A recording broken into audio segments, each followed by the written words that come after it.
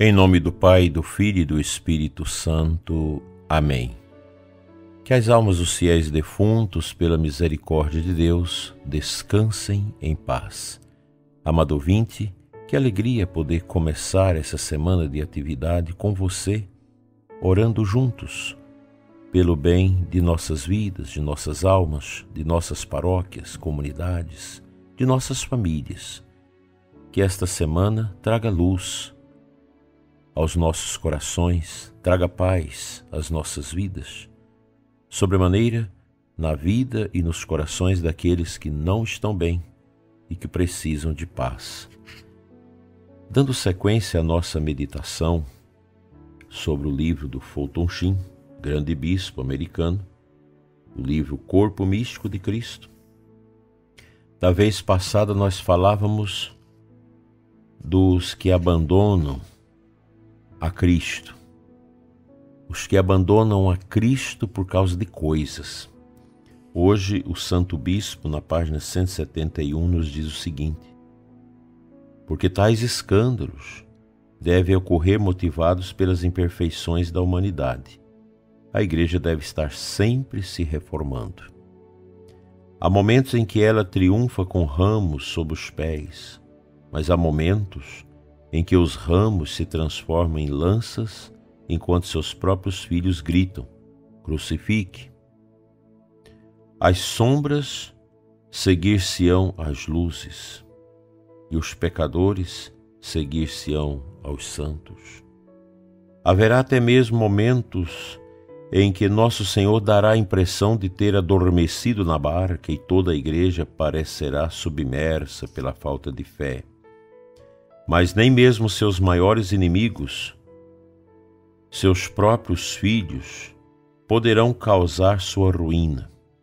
Infundida com o Espírito Santo de Deus, ela tem o poder de reparar seu próprio organismo, fazer novos membros crescer e superar a si mesma por meio de reforma. O próprio fato de que ela pode fazer isso, apesar da fraqueza de seus membros, é em si uma prova de sua divindade. Seu sistema de reforma é sempre o mesmo, no sentido de que ela reforma somente uma coisa. Há duas coisas que podem ser reformadas: fé e disciplinas. Outras podem reformar a fé e arruiná-la. Mas a Igreja se recupera com esse proceder. A fé é sólida, porque é a fé de Cristo. A fé não é dela, mas de Deus, e portanto não ousa tocá-la. Mas a disciplina não afeta as verdades divinas, e sim os seres humanos. É sobre eles que a Igreja coloca seu cajado, tirando de seu próprio seio as penitências que tornam a vida mais santa. É por isso que a humanidade do século X e a humanidade do século XV, que ofereciam um material tão pobre para o corpo místico de Cristo, foram imediatamente seguidas pelas grandes reformas disciplinares do Papa Gregório VII e do Concílio de Trento. Ela ainda carrega os vestígios daqueles dias péssimos, como Cristo ainda carrega em seu corpo as cicatrizes do Calvário. Como sua cabeça divina, ela pode mostrar essas cicatrizes e dizer: fui ferido na casa daqueles que me amavam, mas agora são sua maior glória, a promessa do mundo de que, quando os escândalos vierem, não é a fé de Cristo, mas os corações dos homens que precisam ser limpos e purgados. O corpo místico, portanto, não estaria menos sobre a chefia de Cristo porque seus vigários não são santos, nem mesmo porque alguns de seus membros não são santos. O Cristo místico não estaria em sua plenitude até o advento do reino celestial, quando a terra passar e houver apenas o amor. Olhando a igreja sob outro ponto de vista, aqueles que se opõem a ela, porque seus membros não são todos santos, ficariam menos escandalizados se ela fosse tudo o que gostaríamos que fosse? Suponhamos que todo vigário de Cristo fosse um santo. Suponhamos que cada membro de seu corpo místico fosse outro São João Batista ou outra Santa Teresa. A própria perfeição deles não acusaria e condenaria a todos nós que não somos santos? Um ideal muito alto muitas vezes repele em vez de atrair. Ela seria tão santa que não atrairia mais mortais comuns.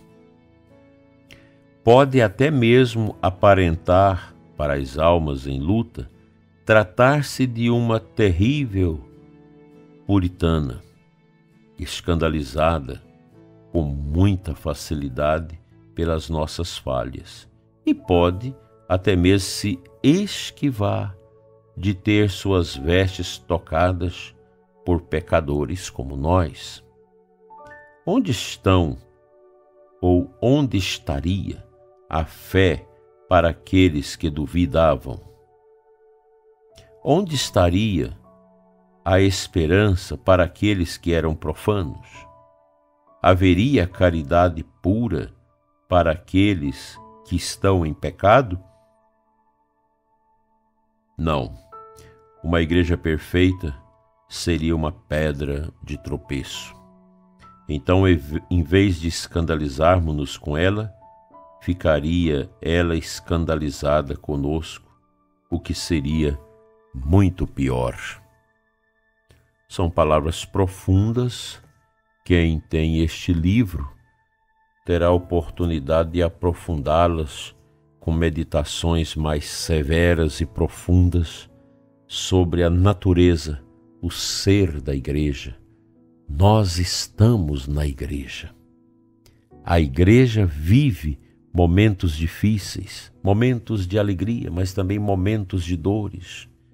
Os tempos que nós estamos presenciando são marcados pelas dores. O mundo não está bem, a igreja não está bem, nossas comunidades não estão perfiladas naquilo que deve ser. A gente escuta, às vezes, os padres que reclamam dolorosamente desta inércia do mundo de hoje, dessa falta de coragem, de incrementos de atividades da parte de nós, membros da igreja. Todos nós, às vezes, ficamos anestesiados pela preguiça, pela inércia, pela falta de fé, pela falta de unção. É preciso que a gente se reanime cada vez mais com esse desejo de viver a luz batismal aos olhos de nosso Senhor. Que esta nossa semana seja de vigilância, de acolhida e de muita oração intercessora. Não deixe de interceder pela igreja, pelos que fazem parte da nossa comunidade, os sacerdotes religiosos, os consagrados seminaristas, nossas lideranças. Todos necessitam de oração intercessora. Rezemos pela nossa igreja e não esqueçamos que ela é o corpo místico de Cristo. Nós somos esses ramos grudados nesta grande videira.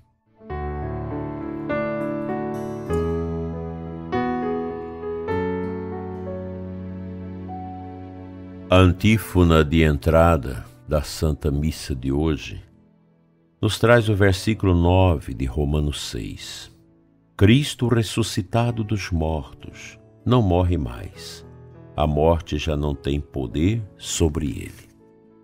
Esse é um versículo de esperança para nós que vivemos esses tempos oblíquos, tempos difíceis, tanto para a sociedade quanto para a nossa Santa Igreja. Nós não podemos desanimar. Nós precisamos ser homens e mulheres da coragem. Eu tenho escutado muitos sacerdotes desanimados. O sacerdote é o primeiro que não pode se abater por causa das dificuldades que o mundo apresenta e a própria realidade da igreja. Nós devemos ser homens munidos desta coragem do ressuscitado que vive entre nós, como nós vivemos ontem o domingo, dia do Senhor. É a nossa fé em Jesus que nunca morre, em Jesus que nunca passa, que nos dará a verdadeira vitória sobre o mal, sobre o pecado e sobre todas as inglórias deste mundo. A coragem da fé nos leva adiante. Nós não podemos pensar a nossa vida cristã sem a igreja, sem os sacramentos. Sem esta presença de Cristo, numa igreja que se congrega na escuta da palavra, na vivência dos sacramentos, na prática da caridade, no exercício da fé e da esperança. Nós não somos homens e mulheres que fomos feitos por Deus para gemermos diante das dificuldades, diante das cruzes desta vida. O Senhor nos quer ativos e proativos. Tenha coragem, prezado ouvinte. Não desanime da sua missão no coração da igreja. Nem você, ministro, ministra, catequistas, pregadores, coordenadores, nem você, sacerdote, religioso, religiosa, seminarista. Nós não podemos desanimar. Quanto mais desafiadora for a sociedade, mais nós queremos viver a santidade, renunciar a essas coisas do mundo. O que o mundo oferece para nós não tem valor, não tem sentido. Nós queremos viver em profundidade a fé. Esta fé que muitos de nós recebeu lá na infância da nossa mãe, na nossa catequese paroquial, do sacerdote que, vivendo tão bem seu ministério, nunca esquecia de estar junto das crianças, dos adolescentes, educando-os para Deus. Que a nossa fé seja profundamente amadurecida. Amém.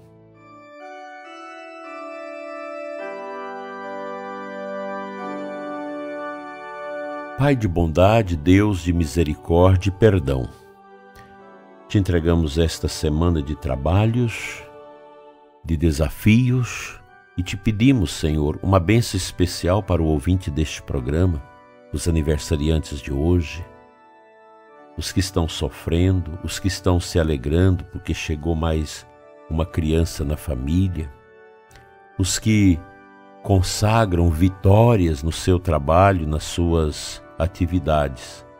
Mas também nós pedimos, Senhor, uma graça especial para os desempregados, para os que sofrem, para os que passam privações e graves dificuldades.